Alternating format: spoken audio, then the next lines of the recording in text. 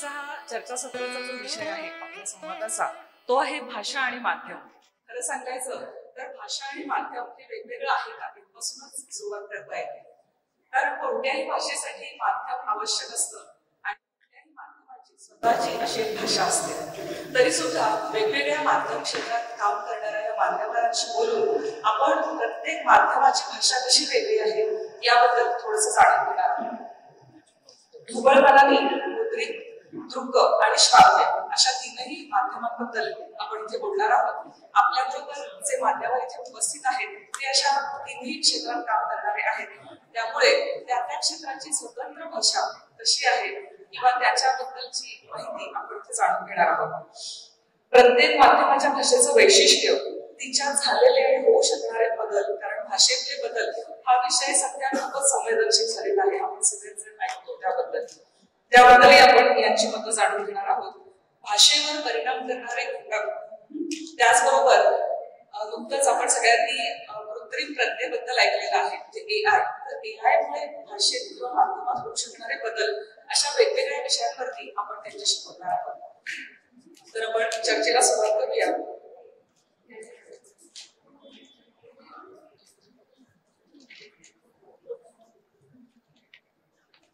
सर्वप्रथम मी विलासदार सर आपल्यापासून सुरुवात करते. तर तुम्ही मुख्यतः वेगवेगळ्या क्षेत्रात काम केलंय. आता आपण तुमचा परिचय सर्वांनीच ऐकलेला आहे. तर सांगायचं तर 30 वर्षापेक्षा जास्त असा गाढ अनुभव त्यांना या क्षेत्राचा आहे. दृक, मुद्रित आणि श्राव्य अशा तिन्ही क्षेत्रातलं त्यांचं काम आहे. पण मुख्यतः दृक क्षेत्राबद्दल, म्हणजे जी चित्रपटाची भाषा आहे, चित्राची भाषा आहे, दृश्य भाषा आहे, या भाषेबद्दल तुम्ही काय सांगता? म्हणजे चित्रपटाची भाषा म्हणजे काय किंवा दृश्यकलेची भाषा म्हणजे काय याबद्दल तुम्ही काय सांगता?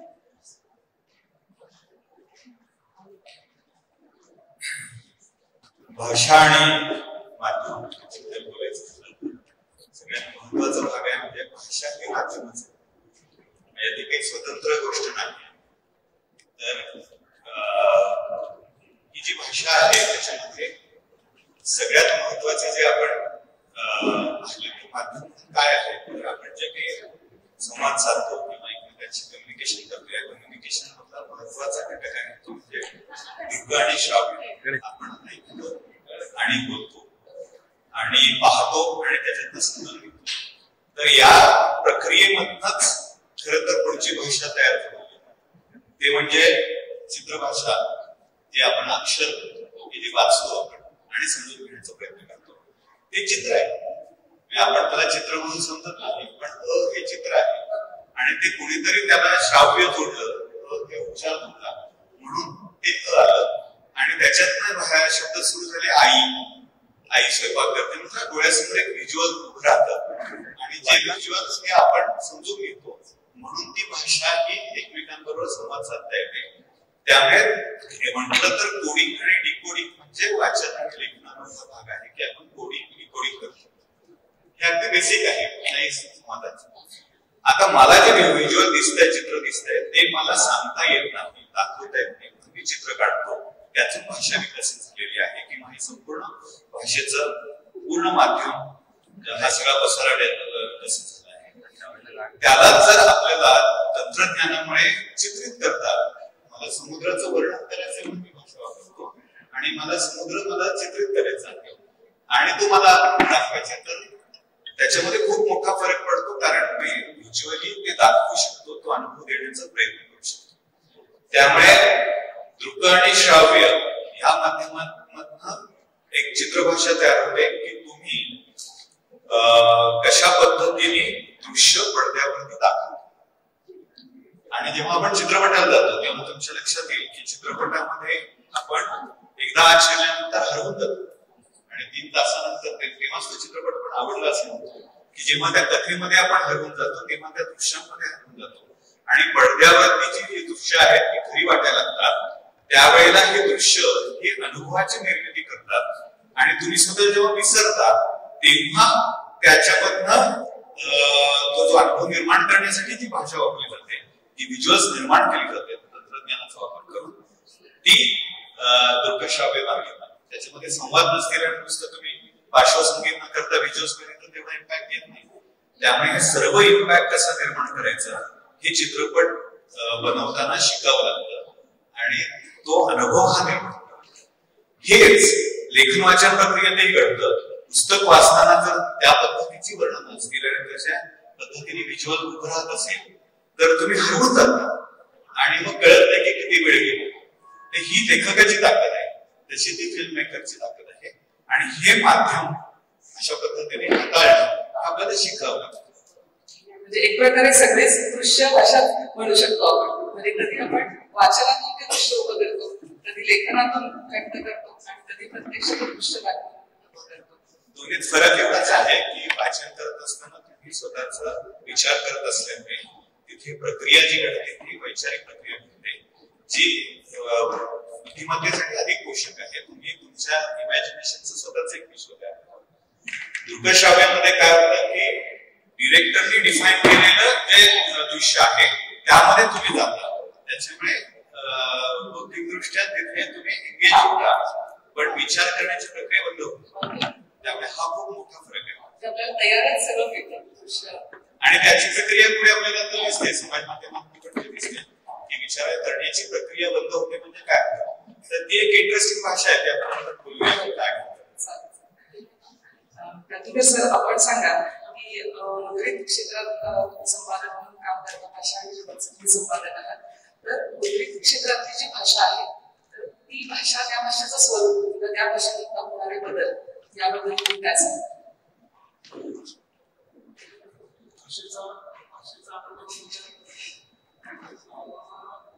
तीन शक्ती आहेत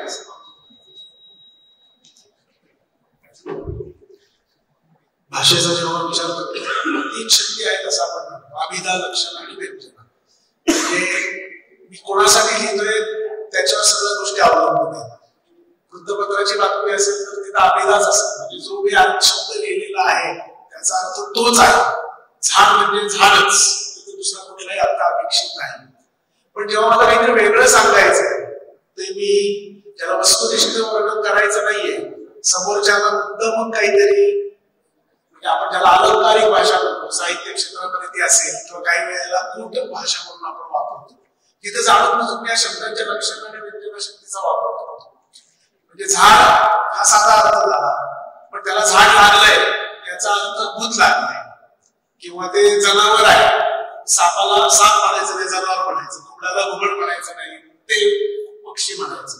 असे जे भाषेमध्ये काही गमती गोष्टी आहेत ज्या परंपरेने चालत आलेल्या आहेत, ते मुद्रित माध्यमामध्ये प्रामुख्याने तुम्ही कोणासाठी लिहिता आहात आणि त्याचा तुमचा हेतू काय आहे याच्यावर ठरेल.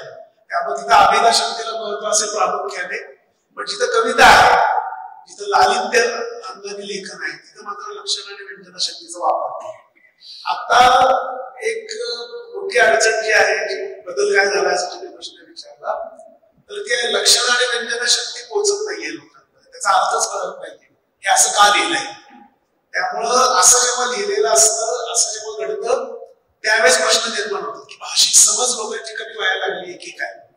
कारण माझा तोंडातले दात कळतील, पण तुझी 32 हातातील त्याचा जर अर्थ कळत नसेल तर हळूहळू समाजामध्ये भाषेविषयीचा आकलन कमी व्हायला लागला असं त्याचं वाटतं. आणि आता अलीकडच्या काळात ही एक भीती व्यक्त होती की कदाचित भाषिक आकलन मराठी समाजातच कमी झाले. कारण का फक्त व्यवहारापुरतीच मराठी भाषेचा वापर होतोय की काय, किंवा भाषेच्या छटा दाखवायचे असतील तरी सुद्धा आपण वेगळे शब्द न वापरता परभाषेतले शब्द तसेच्या तसे घेतोय की काय. हिरव्या रंगामध्ये पोपटी आणि शेवळ याच्या दोन्ही छटा आहेत, पण मी घेताना डार्क ग्रीन असं जर म्हणायला लागलो तर माझ्याकडची जी शब्द संपदा मी कमी करतोय की काय, असे एक निरीक्षण मला होतं असं वाटतं.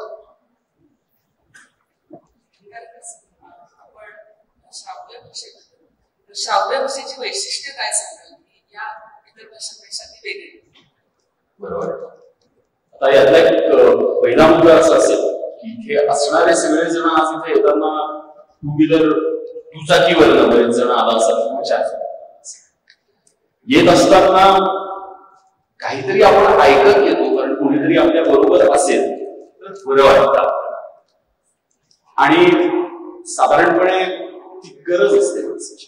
आणि श्राव्य माध्यमाचं जे सगळ्यात मोठं वैशिष्ट्य आहे ते सुद्धा तेच आहे की हे मागं चालणार नाही. म्हणजे मगाशी आपण आपला एक अभिवाचनाचा कार्यक्रम ऐकला. आता तो ऐकत असताना कुणी डिरेक्ट करत नव्हतं. मगाशी सर म्हटले त्याप्रमाणे की कुणी डिरेक्ट करत नव्हतं इथे टाळी वाजवा, इथं टाळी येत.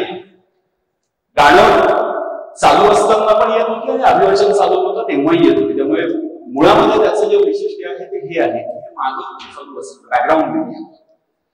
आता भाषा म्हणून म्हणाल तर तसं रेडिओवरती किंवा माझ्यावरती सुद्धा तशी थोडीशी टीका केली तर काही हरकत नाही. ती भाषा थोडीशी मी मोडतोड म्हणणार नाही, पण दाखवण्याचं काम हे श्राव्य माध्यमामध्ये बऱ्यापैकी सत्संगचे त्याच्यामध्ये खूप मोठा रोल आहे. पण आपण असं म्हणून माझं असं म्हणणं आहे की जसे श्राव्य प्लॅटफॉर्म्स वेगवेगळे आलेले आहेत, माध्यमं आली, त्यावेळेला माझं असं मत आहे की भाषा जास्त सकस झाली. मुळामध्ये इथे अडचण येते ती वेळेची. मला जर एका मिनिटामध्ये बोलायचं असेल तर मग मला खूप पटकन बोलतो.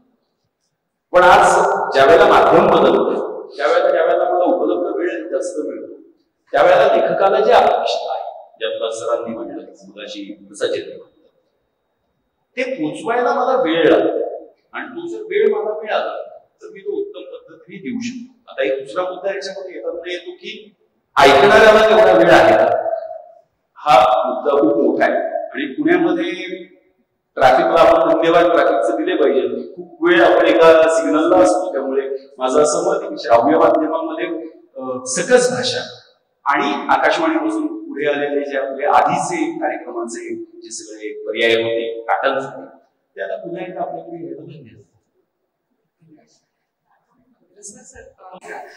गेल्या 30 वर्षांच्या अनुभवातून तुम्ही एक ठळक काही टप्पे सांगू शकाल का? गेल्या 30 वर्षांपूर्वीच हे माध्यम असं होतं आणि आता असा बदल घडला, किंवा गेल्या काही वर्षात तुम्ही जे अनुभवलेले बदल आहेत, काम करायला जेव्हा सुरुवात केली तेव्हाची चित्रपटाची एकंदर सगळी निर्मिती किंवा भाषा आणि आजचं काम, या तुम्हाला काही भाषेच्या संदर्भात काही महत्वाचा बदल लक्षात येतो? हा, नाही, मी जेव्हा सुरुवात केली 1986 साली जर्नलिझम केलं कंप्लीट, तर तेव्हा लेटर प्रेसचा जमाना संपत झालेला. प्रिंट माध्यम म्हणजे लाईनो वगैरे आता लोकांना कळणार पण नाही. नंतर मग टाईपसेट, ATP वगैरे सगळ्या गोष्टी प्रिंट माध्यमामध्ये आल्या. त्यावेळी मी प्रिंट माध्यमात काम करत होतो. लोकसत्ता बातमीदारी केली, स्टेप्समध्ये तेव्हा लाईनो टाईप होती. त्यानंतरचा काळ जो होता तो किर्लोस्कर मासिकाचा संपादक होतो.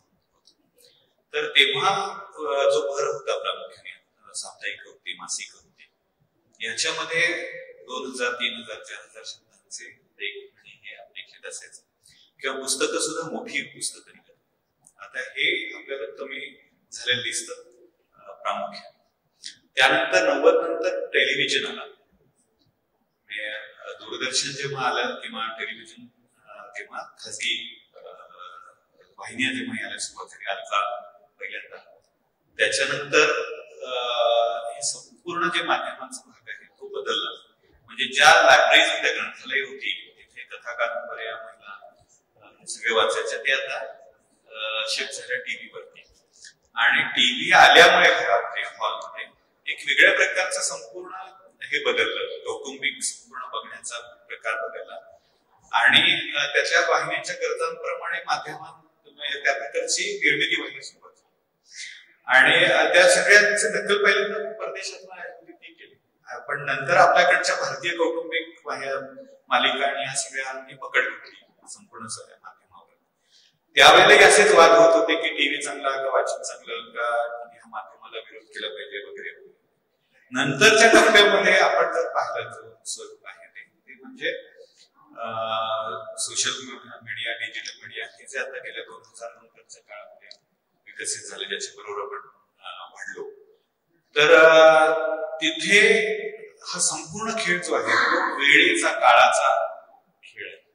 की तुमच्याकडचा वेग बदलण्याचा वेग हा इतका वेगात झालेला आहे की आता तुमच्याकडे वेळ नाही आणि कमी वेळात जास्त कन्झम्पशन कसं करता येईल. त्यामुळे आनंद घेणे याच्याऐवजी कन्झम्पशन याच्याकडे आपला हे झालं. त्यामुळे माध्यमामधली ही भाषा आहे किंवा माध्यम हे जे आहे ते आपण माध्यमाचे कन्झ्युमर आहोत, ग्राहक आहोत.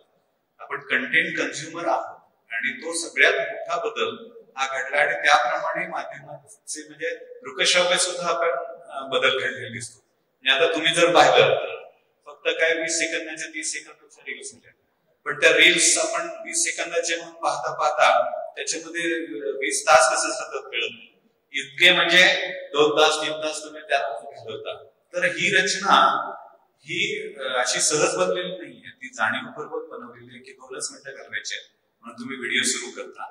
त्याच्यातला पुढचा प्रश्न येतो तेव्हा त्याला पुढचा व्हिडिओ बघता आणि मग तुम्ही एंगेज होत जाता. तर हे एंगेज होण्याची जी प्रोसेस आहे ती टीव्ही मध्ये वेगळ्या प्रकारची होती, आधीच्या प्रिंट माध्यमामध्ये वेगळ्या प्रकारची होती आणि आता डिजिटल माध्यमामध्ये ती अशा पद्धतीने बनवली जाते की ज्यातनं तुम्ही कन्झ्युमर म्हणून तयार आणि कंटेंट कन्झम्पशन पण वाढलेले आहे आणि कंटेंट कन्झम्पशन बरोबर त्यातनं मिळणारे जे काही कल्चर आहे त्यानुसार तुमचं बिहेवियर पण बदलते.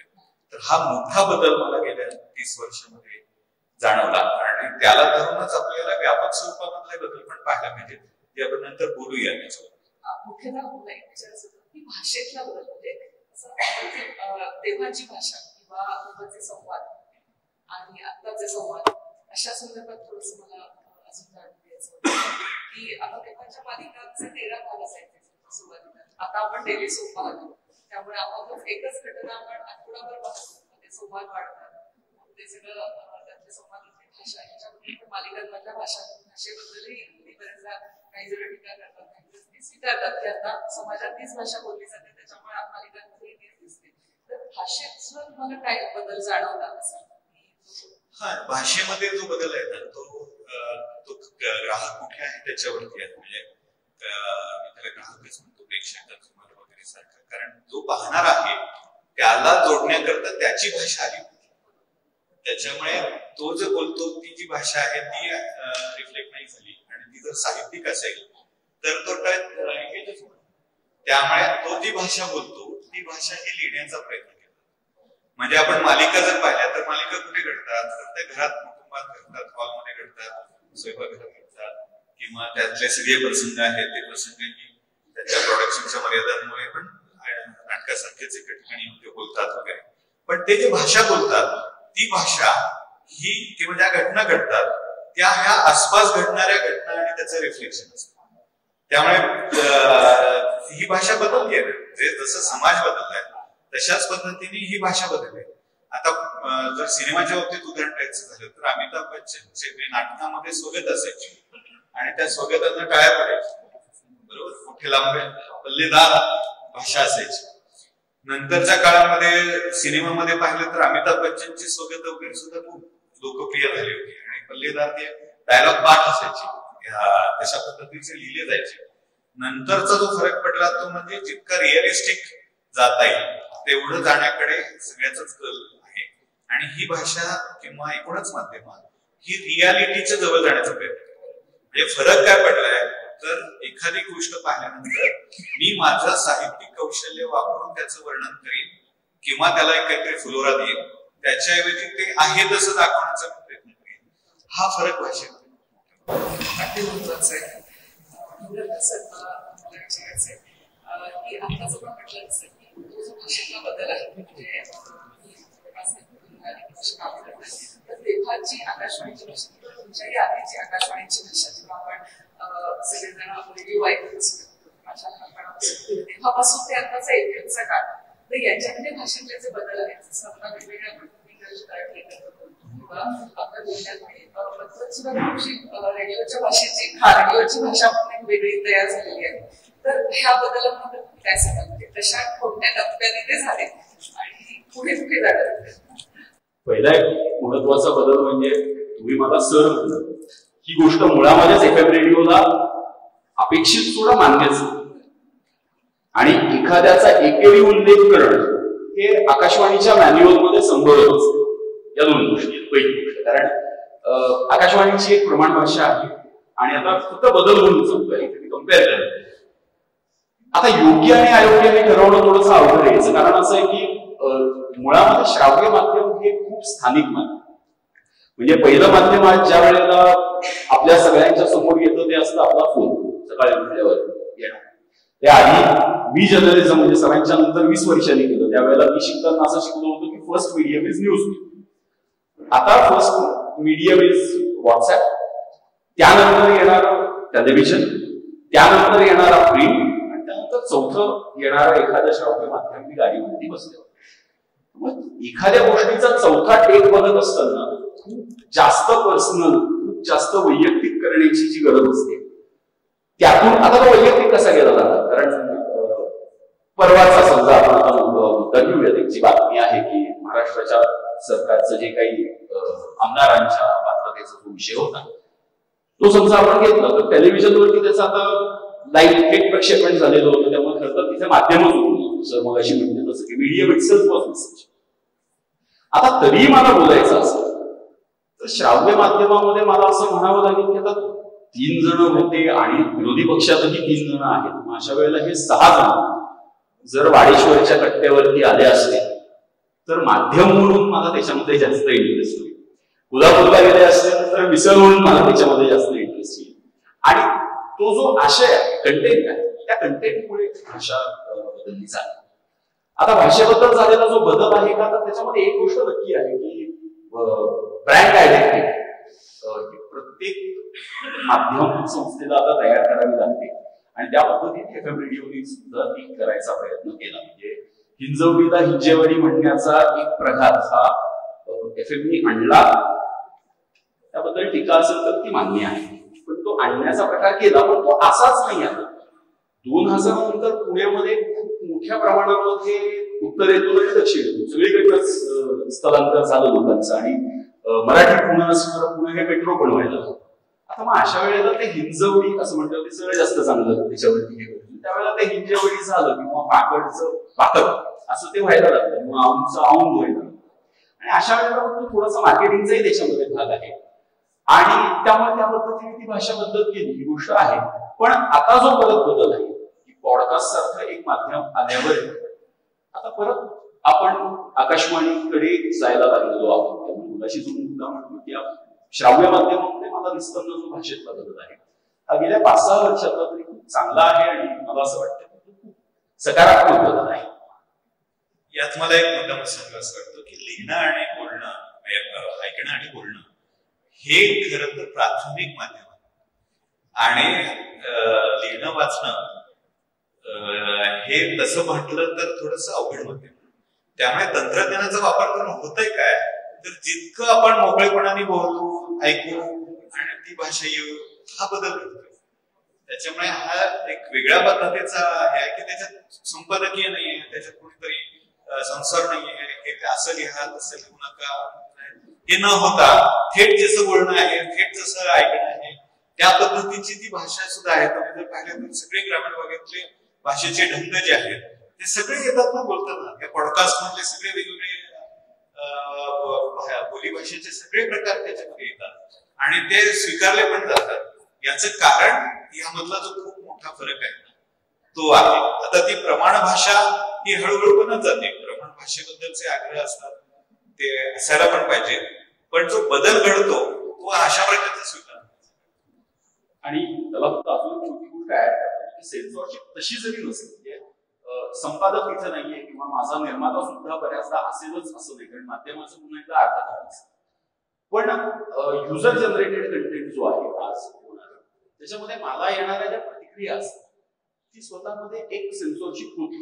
अर्थात त्याच्यामध्ये मी ग्राहक असतो ही एक गोष्ट अंतर्भूत आहे. त्याच्यामध्ये जो संस्कार हा जो आपण आतापर्यंत मानत आलेलो आणि असणारा भाग आहे तो त्याच्याशी थोडीशी तडजोड होते का, तर हा प्रश्न नक्की विचार करण्यासारखा आहे.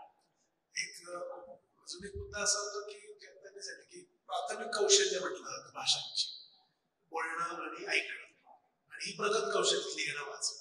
त्यामुळे प्राथमिक कौशल्यात मी घरात बोलताना वगैरे मी बिनधास्त बोलत जातो, पण मला हेच मी लिहायला सांगितलं तर मी थोडं थांबतो आणि विचार करतो जरा की अरे आपण लिहितो ते बरोबर आहे नाही, नकळत होणारी प्रक्रिया.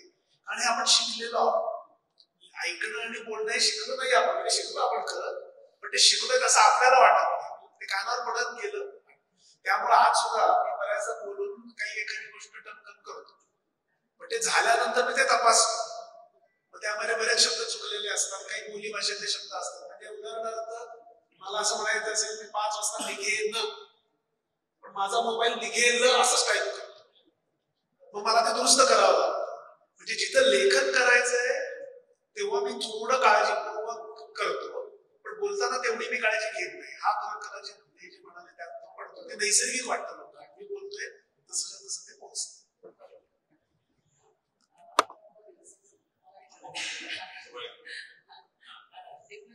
पॉडकास्ट सेक्शन तुम्ही किंवा पॉडकास्टचं स्वरूप काय आहे याबद्दल थोडक्यात सांगितलं. म्हणजे आता खूप जणांना माहित असेल कदाचित, पण तरी पॉडकास्ट आणि FM रेडिओ किंवा आपण काही ऐकतो आणि पॉडकास्ट ऐकतो याच्यात काय फरक आहे किंवा साम्य आहे की सारखंच आहे, त्याबद्दल काय सांगितलं? पॉडकास्ट म्हणजे प्रामुख्याने जर अगदी बोलायचं झालं तर ते आयपॉड या शब्दावरून हा पॉडकास्ट शब्द आलेला आहे. आयपॉड हे ऑडिओचं ऐकण्याचं म्हणून एक साधन विकसित झालेलं होतं आणि ज्या पद्धतीने त्यांनी सांगितलं त्याप्रमाणे अमेरिकेत विशेषतः वाहनांमधनं जाताना हे ऐकलं जायचं किंवा पॉडकास्टवरती गाणी ऐकणं, चर्चा ऐकणं, बोलणं ऐकणं हे सगळं खूप ऐकलं जायचं. त्याच्यामधनं जसं ब्रॉडकास्ट हा शब्द आहे त्याच्यावरनं पॉडकास्ट हा शब्द आला की जे ऐकणारा कंटेंट आहे, ऐकायचं कंटेंट क्रिएट केलं ऐकण्यासाठी. मग त्यात मुलाखती येतात, त्याच्यामध्ये चर्चा येते, त्याच्यामध्ये एखादं लिखित आकाशवाणी जसं आपण लेख करतो किंवा भाषण म्हणतो तशा प्रकारचं भाषण येतं. हे सगळं जे ब्रॉडकास्ट होतं त्याला ते पॉडकास्ट म्हणतात. म्हणजे ऑडिओचं पॉडकास्ट असा तो भाग आहे. पण ऑडिओ हा क्रिएट करायला सोपा आहे, तो सगळीकडे डिस्ट्रीब्यूट करायला सोपा आहे. त्यामुळे इंटरनेटवरती हा फेमस झाला आणि पॉडकास्टर्स तयार झाले की जे अशा पद्धतीने मुलाखती घेणं, अशा पद्धतीने ऑडिओ ऐकणं, तयार करणं आणि हे ऑडिओ प्रस्तुत करणं आणि मग त्याचे डिस्ट्रीब्युटर्स खूप तयार झाले.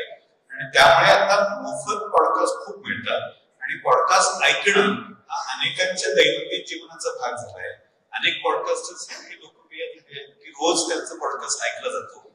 मग त्याच्यामध्ये सर्व प्रकारचे सर्व कॅटेगरीज मधले पॉडकास्टर्स आहेत आणि हा आता नवीन तरुण माध्यम किंवा तरुण मुलांना ऐकणं हे जास्त आवडतं.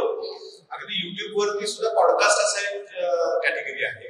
याचं कारण हे लक्षात आलं की व्हिडिओ पाहायला एंगेजमेंट लागते, तुम्हाला थांबावं लागतं, बसावं लागतं. त्याच्याऐवजी तुम्ही काही करताना ऐकू शकता. तर आपण पाहिलं असेल की युट्यूब वरती आपण लावतो आणि ऐकत जातो, तर ते पॉडकास्टचं स्वरूप आहे की आपण जेव्हा ऐकत जातो तेव्हा ते पॉडकास्ट स्वरूप आहे. तर हा पॉडकास्टचा भाग आहे. त्यामुळे कोणी पॉडकास्टर बोलू शकतं, त्या मानवी सोपं आहे. अगदी सर म्हणते तीच त्याची सुरुवात आहे. आणि माध्यम तंत्रज्ञानाप्रमाणे खूप बदलतं. म्हणजे छोटा अनुभव आपण सगळ्यांनी घेतला असेल की कोविडच्या आधी आपल्या सगळ्यांकडे ती ईपी हेडफोन्स असायचे आणि ईपी हेडफोन्स आपण वापरले की मोबाईलवरती तोच अँटिना म्हणून काम करायचा FM. आता आपण सगळेजण ब्लूटूथ हेडफोन्स कॅरी करतो, इयरबड्स कॅरी करतो आणि मग त्यावेळेला होतं असं अँटिना येणार, रेडिओचं सिग्नलच मला मिळत नाही. त्यामुळे बऱ्याचदा असं होतं तो रेडिओ ऐकला जातो. अर्थात सरांनी सांगितलं त्याप्रमाणे मग तंत्रज्ञानानेच एक पर्याय उपलब्ध करायला लागला सगळ्या माध्यमांना. याच रेडिओ सिटी आहे, त्यांचा पॉडकास्ट ऍप्लिकेशन आहे प्लॅनेट. रेडिओ मिर्ची आहे, त्यांचं ऍप्लिकेशन आहे मिर्ची प्लस. आकाशवाणीचं सुद्धा आहे, न्यूज ऑन एअर. आणि सगळ्यात जास्त लिस्नरशिप असणारा आजचंही माध्यम ते आहे आकाशवाणीचं. आणि ही तंत्रज्ञानामुळे ही गोष्ट होत थोडक्यात सेव्ह असतं. हो, लाईव्ह असण्याची गरज आहे.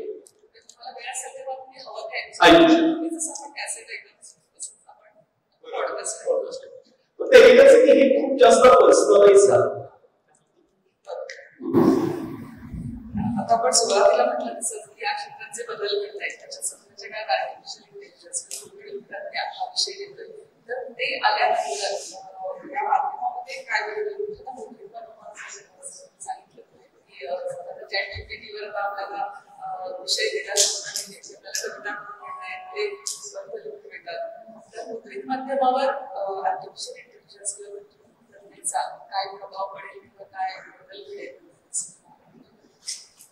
म्हणजे साधारणपणे असं मानलं तर आपली भाषा ही जसं आपली अभिव्यक्तीला उपयुक्त असते तशीच ती अभिव्यक्ती मर्यादित पण करते. म्हणजे उदाहरणार्थ मी जर रशियामध्ये किंवा त्या टुंड्रा प्रदेशात राहायला गेलो तर मी फोन करून सांगेन इथं घरी माझ्या की तिथं सारखं बर्फ पडतो. पण तो डोंगराळ प्रदेशातला माणूस बर्फाचे 32 प्रकार सांगतो. कारण त्याच्या भाषेत बर्फासाठी 32 शब्द आहेत. ते माझ्याकडे नसतं. कृत्रिम प्रज्ञेमुळं कृत्रिम प्रज्ञा येते कुठून? ती कृत्रिमच आहे. या इथं बसणाऱ्या सगळ्यांनी आज ठरवलं की एक पाक ऑनलाईन सगळं टाकायचं, अवेलेबल ठेवायचं की या विवेक दुक्कड साहित्य संमेलन आजचा दिवस दिनांक 13 जानेवारी. तर कृत्रिम प्रज्ञेला सांगितलं तर ते तेवढंच देणार आहे जेवढं आपण टाकलेलं आहे. तो स्वतःचं डोकं तिथं लावणार नाहीये की मग काय झालं असेल वगैरे. त्यामुळे त्याला देणारे आपणच आहोत. अडचण हीच आहे की जोपर्यंत देणारा वर्ग मर्यादित आहे, घेणारा मर्यादितच असतो, तो गरजेनुसारच असतो, तोपर्यंत कृत्रिम प्रज्ञेला त्याला मर्यादा असेल. पण काही विषय असे असू शकतात की त्यात अनेकांनी लाखो जणांनी तो डेटा दिलेला आहे, तेव्हा इथं पर्याय भरपूर असतात. तेव्हा मी शिक्षक म्हणून विचार करताना मला काळजी वाटते. आज आम्ही मुलांना होम असाइनमेंट देतो आणि मग आम्ही म्हणतो की याची याची याची याची एकच आहे, अक्षर वेगळं आहे पण एकाच पूर्ण कॉपी केलेला आहे. चुका सुद्धा तशाच्या तशा कॉपी झालेल्या असू शकतात. इतकं त्यात साम्य येत. तर कृत्रिम प्रज्ञेचा धोका मनुष्य विचार करणार नाही अशा दिशेने जाईल याची जास्त काळजी. त्यामुळे त्याचं मेंदू तेवढा विकसित होणार नाही. त्याचं एकंदरच त्याच्या सगळ्या आकलन शक्तीवर आणि अभिव्यक्तीवर मर्यादा पडतील ही एक काळजी आहे. तो वेगळा भाग आहे. भाषेच्या बाबतीत बोलायचं तर जसं मुलं करतात शालेय पातळीवर की पुस्तक असतं, पुस्तकाच्या खाली प्रश्न दिले धड्याच्या खाली, त्याची उत्तरं लिहा, तो घेतो, प्रश्न वाचतो, धड्यात जातो कुठे येतो, जसेच्या तशी 4 वेळा उत्तरून काढतो. त्यामुळे भाषेला जी विकसित होण्याची जी मर्यादा, विकसित होण्याची जी शक्ती आहे भाषेमध्ये, ती त्या मुलांना मिळणार नाही जे त्या AI वर अवलंबून राहते. ही काळजीच असते भाषा एवढीच राहील. म्हणजे त्या तारा भवाळकर यांनी भाषा जीवनमध्ये एक लेख लिहिला होता. त्या तंजावरला गेल्या आणि तंजावरला गेल्यावर काहीतरी गप्पा तिथल्या मराठी त्यांना कळेच ना पाहिजे. कारण तंजावरचे लोक मराठी जे बोलतात ते शहाजी महाराजांच्या काळात मराठी बोलतात. त्यांच्याकडे ती भाषा त्या कुटुंबात ती तशी पुढे गेली. मग त्यांनी विचारलं काय तुमच्याकडे पाणी कसं आहे? त्यांना विचारायचं होतं पाण्याचा त्रास वगैरे काय नाही. ते म्हणजे उदंड असतात आमच्याकडे. आता उदंड शब्द आपण वापरत नाही. आपण शब्दकोशात उदंड म्हणजे पुष्कळ भरपूर असा अर्थ सापडेल, तिथं वापरण्यात उदंड शब्द आहे. तर ही भाषा विकसित होती ना. तमिळमधले शब्द त्यांच्या भाषेत शिरलेले आहेत, त्याचं मराठीकरण झालेलं आहे. ही जी भाषेचं जिवंतपण आहे ते जिवंतपण हरवण्याची भीती याच्यामुळे नक्की असू शकते. पण मी म्हटलं तसं उद्या लाखो जणांनी किंवा आज मगाशी कोणीतरी बोलताना म्हटलं की माझा मोबाईल सगळं ऐकतोय, हे हळूहळू ऐकलेलं त्यांनी साठवायला सुरुवात केली त्यांच्या कृत्रिम प्रज्ञेच्या मेंदूमध्ये, तर कदाचित असं राहणारही नाही. म्हणजे मी पुण्यातला आहे पण माझ्या लेखनात मी वैदर्भी भाषेत सुद्धा एखादं उदाहरण लिहून देऊ शकेल, इतकी ताकद माझ्याकडे येऊ शकते कृत्रिम प्रज्ञेमुळे. त्यामुळे मी भाषा विकसित झाली नाही असं मी जेव्हा विधान करतोय तेव्हा उलट पण विधान मला कदाचित अजून 15-20 वर्षांनी करावं लागेल. काय कृत्रिम प्रज्ञेमुळे तर भाषा भरपूर विकसित झाली.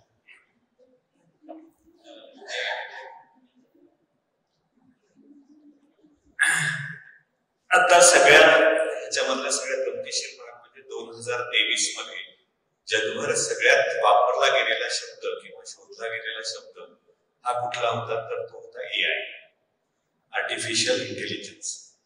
आणि आपण जर AI बद्दल बोलायचं झालं तर त्याच्यामध्ये खूप इंटरेस्टिंग गोष्टी घडत आहेत ज्या आपल्याला या भाषेच्या निमित्ताने समजून घेणं पाहिजे. पण ते समजून घेताना आपल्यामध्ये बदल काय घडतोय ते आणि आता आपल्याला काय करायला पाहिजे हे थोडं मी 5 मिनिटं घेऊन बोलेल. की आता हे आपण त्याची सगळी चर्चा केली, त्याच्यामध्ये बदल काय घडले ते सांगतो. 1430 साली प्रिंटिंगचा शोध लागला गुटेनबर्गचा, तेव्हा त्याच्यानंतर खूप मोठ्या प्रमाणात जी ओरल भाषा होती किंवा ती सगळी बदलून प्रिंटिंगचं एक संपूर्ण विश्व उभं राहिलं. त्याच्यातनं पुस्तकं, वर्तमानपत्र, मासिक हे सगळे भाग जगभर पोहोचले आणि ज्ञान देण्याची प्रक्रिया ही जगभर घडली, ज्याच्यातून आपली भाषा विकसित झाली. बरोबर. हा 600 वर्षांचा संपूर्ण काळ आणि त्याच्यामध्ये महत्वाचं काय होतं तर अगदी मी सुद्धा असताना कॉलेजमध्ये असताना प्रौढ शिक्षकतेचे वर्ग घेतले तर साक्षरता शिकवणं ही सगळ्यात महत्वाची प्रायमरी गरज होती की लोकांना लिहिता वाचता आलं पाहिजे, त्यांना साक्षर बनवलं गेलं पाहिजे. ही पहिली गरज होती त्याच्यामध्ये. नंतरच्या काळात काय घडलं, जवळजवळ 1930 नंतर म्हणजे संगणकाचा काळ सुरू झाला त्यानंतर, आणि विशेषतः आपल्याकडे 2000 सालानंतर जर आपण पाहिलं तर आपण जे बोलायला लागलो त्याच्यामध्ये आपण म्हणायला लागलो की कॉम्प्युटर लिटरसी खूप गरजेची, आणि जे 80 नंतर कॉम्प्युटर शिकले नाहीत त्यांना नोकऱ्या सोडाव्या लागल्या किंवा अनेकांनी राजीनामे दिले वगैरे हे बदल समाजामध्ये घडले. तर संगणक शिकायचं म्हणजे काय, तर त्याच्यामध्ये ईमेल करता आला पाहिजे, पॉवरपॉइंट प्रेझेंटेशन करता आलं पाहिजे, त्याच्यामध्ये वर्ड एक्सेल हे सगळे वापरता आले पाहिजे. ते जर नसेल तर तुम्ही आउटडेटेड झाला, तर तुम्हाला ती भाषा शिकली पाहिजे. त्यात कॉम्प्युटर लँग्वेजेस तर अजून वेगळ्या झाल्या, प्रोग्रामिंग करायचं असेल तर, पण तुम्हाला कमांड जगताना तुम्हाला किमान हे कौशल्य मिळवता आले पाहिजे. या नंतर जो घडणारा बदल आहे तो बघा, हा पहिला बदल हा 700 वर्षांचा आहे, नंतरचा बदल हा हार्डली 60 वर्षांचा आहे, आणि 2010 नंतर जो बदल घडला आपल्या जीवनामध्ये, आणि तो मोठा बदल घडला तो म्हणजे हा डिजिटल माध्यमांचा खूप मोठ्या प्रमाणात वापर आपला सुरू झाला.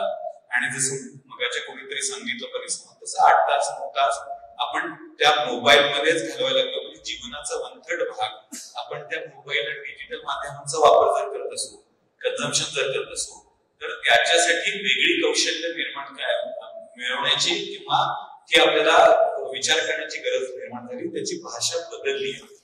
आणि ती आता हा बदल हा गेल्या 10 वर्षातला आहे, आणि हा फक्त 1 वर्षातला गेला बदल आहे की 1 नोव्हेंबर 2022 साली पहिल्यांदा ChatGPT हे ओपन एआयने आर्टिफिशियल इंटेलिजन्स जनरेटिव्ह एआय हे ओपन केलं. त्याच्या अगोदर आर्टिफिशियल इंटेलिजन्स वापरलं जात होतं, पण हे ओपन झाल्यानंतर त्याचा वापर जो सुरू झाला, तर पुढच्या 3 महिन्यामध्ये जवळजवळ 500 पुस्तकं तयार झाली ChatGPTचा वापर करून.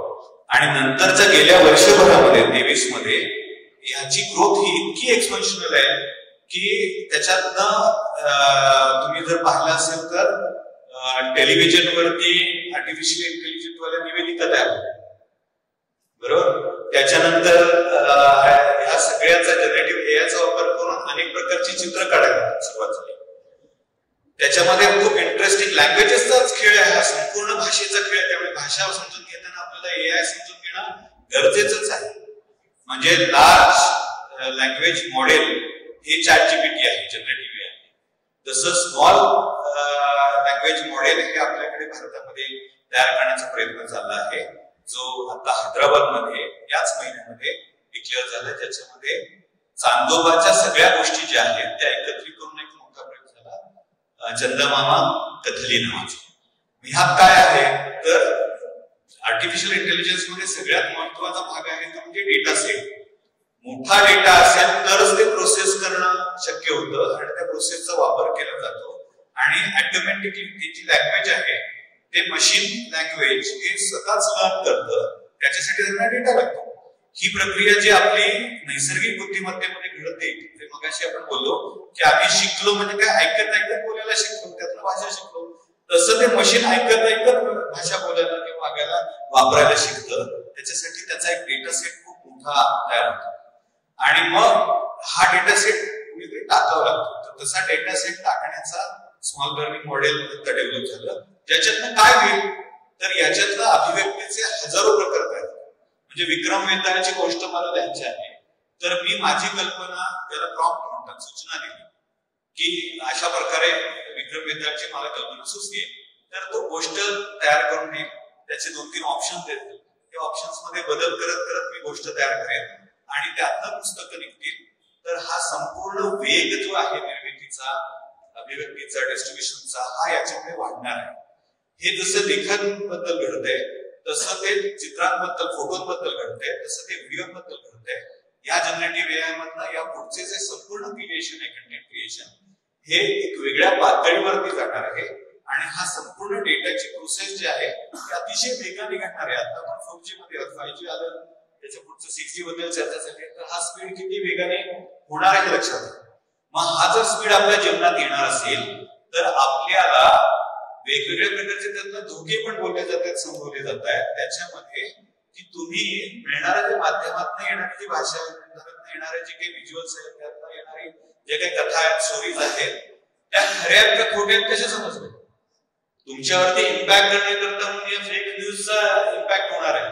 तर मला हे कौशल्य मिळवलं पाहिजे की येणारे जी काही कन्सेप्ट आहे, संवाद आहे, तो फेक आहे, खरा आहे की नाही हे क्रिटिकली मला पाहायला, क्रिटिकल थिंकिंग मला शिकलंच पाहिजे. मला या सगळ्या माध्यमांचा वापर करून माझे अभिव्यक्ती निर्माण करण्याची कौशल्य शिकलीच पाहिजे. त्याचबरोबर ह्या आर्टिफिशियल इंटेलिजन्स मध्ये आता सगळ्यांना नवीन तरुण मुलं जे आहेत त्यांना प्रत्येकाला आर्टिफिशियल इंटेलिजन्स अनिवार्य आहे. तर प्रॉम्प्ट इंजिनिअरिंग शिकलं पाहिजे, कशा पद्धतीने प्रॉम्प्ट करायचं, कशा पद्धतीने सूचना द्यायची. तिथे नैसर्गिक बुद्धिमत्ताच लागणार आहे की बा हे या पद्धतीने आपल्याला घडवायचंय, असे चित्र काढायचंय, तर ते चित्र काढण्याकरता काय सूचना द्यायची, त्यातनं ते चित्र तयार होईल. तर हे कॉम्बिनेशन असल्यामुळे जसं आपण संगणक साक्षरता शिकलो तसं या पुढच्या काळात सगळ्यात महत्वाची गोष्ट आहे ती म्हणजे माध्यम साक्षरता, मीडिया लिटरसी. जर माध्यम इतक्या मोठ्या प्रमाणात आपल्या जीवनावरती जर प्रभाव करत असतील तर आपल्याला हे माध्यम काय आहे ते जाणून घेतलं पाहिजे, त्याच्याकडे क्रिटिकली पाहिलं पाहिजे आणि त्याच्यामधनं आपण आपल्या स्वतःच्या जीवनाचा दृष्टिकोन ठरवून त्याप्रमाणे कसं जगलं ते पाहिलं पाहिजे. माध्यमातलं सगळं पूर्वी पेपर नंतर सगळं खरं मानायचे, माध्यमातनं जे काही कन्झ्युम करतो ते सगळं खरं असतं असं नाही. आणि दुसरं, माध्यमांमधनं आपण आपलं स्वतःचं विश्व निर्माण करत असतो, जे अनेकदा खोटं विश्व असतं, हेही तितकंच सत्य. हे घडतं कसं, आज मी एखाद्या गोष्टी फॉलो करत असेल तर त्याच प्रकारच्या येतात, तर मला असं वाटायला लागतं की त्या प्रकारच्या विचारांचं जे आहे तेवढंच खरं विश्व आहे आणि मी माझं स्वतःचं विश्व निर्माण करतो. जग तसंच आहे आणि त्याप्रमाणे मी बिहेव करतो. हे आपल्याला समजून घेतलं पाहिजे की आपण आपलं विश्व कसं तयार करतोय आणि मग स्वातंत्र्य आहे की आपलं विश्व जर आपल्याला तयार करण्याचं या सगळ्या माध्यमातून ताकद मिळत असेल, स्वातंत्र्य मिळत असेल, हे माध्यम जर पर्सनलाइज होत असेल तर मला स्वातंत्र्य आहे माझं विश्व सुंदर करण्याचं, माझं विश्व उदात्त करण्याचं, माझं विश्व यातलं काय कन्झ्युम करण्याचं याची चॉईसेस करण्याचं. आणि म्हणून माध्यम साक्षरता ही अतिशय गरजेची आहे असं मला अजूनही सूचना आपण देतोय, त्यामुळे सूचना कुठल्या द्यायच्या आपण एआयला, जे आपल्या हातात आहे ते जागरूकपणे आपण दिलं पाहिजे आणि एआय जे आपल्याला दाखवेल ते बरोबर आहे की चूक आहे याचा निर्णय आपण आपल्या हातात घेतला पाहिजे. त्याबद्दल एक किस्सा मला सांगायला आवडेल. तसं सुद्धा एक प्रश्न विचारलेला होता, त्यांना सांगितलं होतं की तुम्ही मोबाईलचा वापर करून उत्तर देऊ शकता, पण सुधामूर्तींबद्दल जो प्रश्न विचारला होता त्याची माहिती त्यांना आधी झालेली होती, तो पाठ वाचून त्यांनी उत्तर देणं अपेक्षित एआयला आणि त्यांनी सुधामूर्ती बद्दल माहिती, सुधामूर्तींच्या या व्यक्तीबद्दल माहिती घेतली, काही मूर्तिकलेबद्दल माहिती घेतली आणि ती त्या उत्तरामध्ये लिहिली. म्हणजे इतकं आंधळेपणाने ते उत्तर लिहिलं होतं. म्हणजे त्या आपल्याकडे जे साधन आहे त्याचा वापर कसा करायचा यासाठी आता जास्त बुद्धिमत्ता लागणार. म्हणजे आता आपल्याकडे साधनं उपलब्ध आहेत, पण त्या साधनांचा वापर कसा चांगल्या पद्धतीने करायचा हे शिकण्यासाठी आपण स्वतःची बुद्धी जागरूक होण्याची गरज आहे असं मला वाटतं.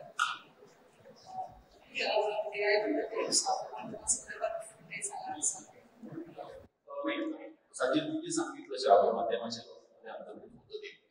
एक त्याच्यातलं एक छोटं हे सांगायचं झालं तर एआय मध्ये आज वर्ड डॉक्युमेंट मायक्रोसॉफ्ट वर्ड मध्ये तुम्ही गेलात तर फक्त सिलेक्ट करा आणि स्पीच असं म्हणतात, फक्त बोलायला सुरुवात करा.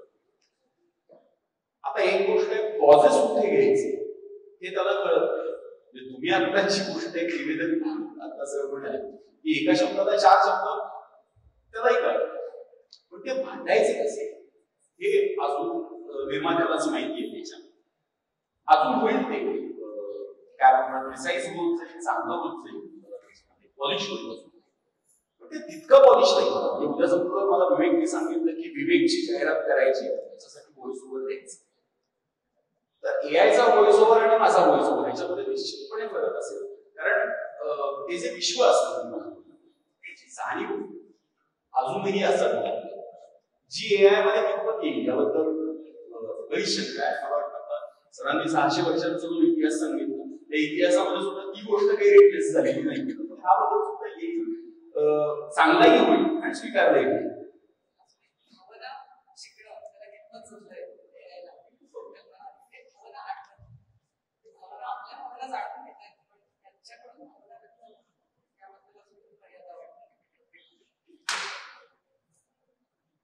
त्याबद्दल बोलायचं भाषेमध्ये भावना हे भाग आहेच आहे आणि आता खूप प्रायमरी अवस्थेत आर्टिफिशियल इंटेलिजन्स आहे. जस्ट आता आपण 1 वर्ष झाले त्याचा वेग जो आहे त्याच्यामुळे धोके जे व्यक्त झाले हेच धोके उद्भवत आहेत. उद्या मशीन जर भावना समजू लागली की मशीनला तर ते कशा पद्धतीने रिॲक्ट करते आपल्या हाताबाहेर जाण्याची शक्यता पण खूप मोठ्या प्रमाणात वर्तवली जाते. याचं कारण म्हणजे याच्याबद्दलचे ऑब्झर्वेशन्स आहेत ती अशी आहेत की आतापर्यंत असं समजत जात होतं की माणसाला मशीन रिप्लेस नाही करू शकणार. याचं कारण माणसाकडे जी बुद्धिमत्ता आहे की जी काय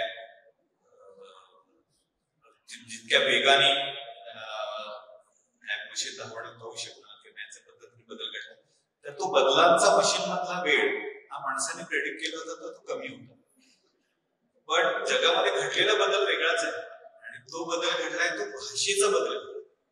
म्हणजे मशीनने काय केलंय तर भाषेमधल्या गोष्टी शिकलं भाषेमध्ये विकसित केलं की जे माणसाने प्रेडिक्ट केलेलं नव्हतं ते आतापर्यंत मशीन मधल्या डेव्हलपमेंट बद्दल विचार करत होतं. भाषेमधल्या डेव्हलपमेंट बद्दल माणसाने विचारच केलेला नव्हता.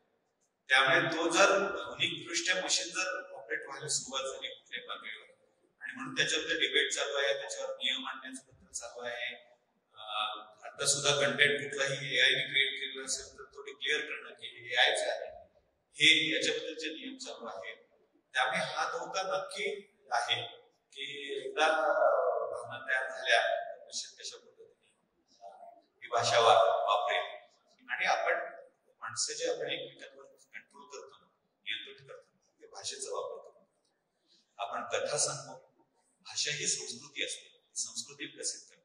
आपण जेव्हा भाषेबद्दल बोलतो किंवा मराठी इंग्रजी हिंदी आम्ही मिक्स बोलतो आहोत आणि अशा पद्धतीने आम्ही सगळी भाषा आमची कुठे चालली आहे किंवा काय चालली किंवा हे आपण लक्षात घेत नाही की ब्रिटिश साम्राज्याच्या वेळेला इंग्रजी विरुद्ध भाषेसाठी आंदोलन केलं पण अमेरिकन साम्राज्यशाहीमध्ये आपण वाटलेलो होतो आपण त्याचे गुलाम आहोत. आपण त्याच्यामध्ये कन्झ्युमर झालेलो आहोत. मल्टी नॅशनल कंपन्यांचे आपण गुलाम आहोत आणि म्हणून ती भाषा आपण वापरतो. ही गुलामी आपल्याला कळत नाही. तर भाषा ही अशा पद्धतीने कंट्रोल करण्यासाठीच वापरली जाते. त्यामुळे एआयची या पुढच्या काळात काय घडेल हे असं प्रेडिक्ट करणं फार अवघड. आजचा हा विषय माध्यम आणि भाषा याची व्याप्ती खूपच मोठी आहे. मला आता चर्चेतही लक्षात आलं असेल खरं तर आपण कमी मुद्द्यांवरती चर्चा करू शकतो. खूपच मुद्दे या विषयावर चर्चा करण्यासाठी आहेत पण तरी सुद्धा आज आपण 10वा 8वा माध्यमांची भाषा म्हणजे काय जाणून घेतलं. त्याचबरोबरच त्याचा महत्वाचा विषय म्हणजे एआय मध्ये भाषेतून माध्यमाद्वारे बदल याबद्दल आपण या माध्यमांचे विचार समजून घेतले. काय सांगितलेला हाच मला सर्वात महत्वाचा वाटतं की पुढच्या काळात आपल्याला भाषा वापरताना माध्यम वापरताना विषय जागरूकपणे वापरणं आवश्यक आहे. त्यामुळे त्याच्यासाठी माध्यम साक्षरता ही जास्त आवश्यक आहे असं मला सांगावंसं वाटतं. सर्व माध्यमाला सर्व घेतल्याबद्दल बसताच आणि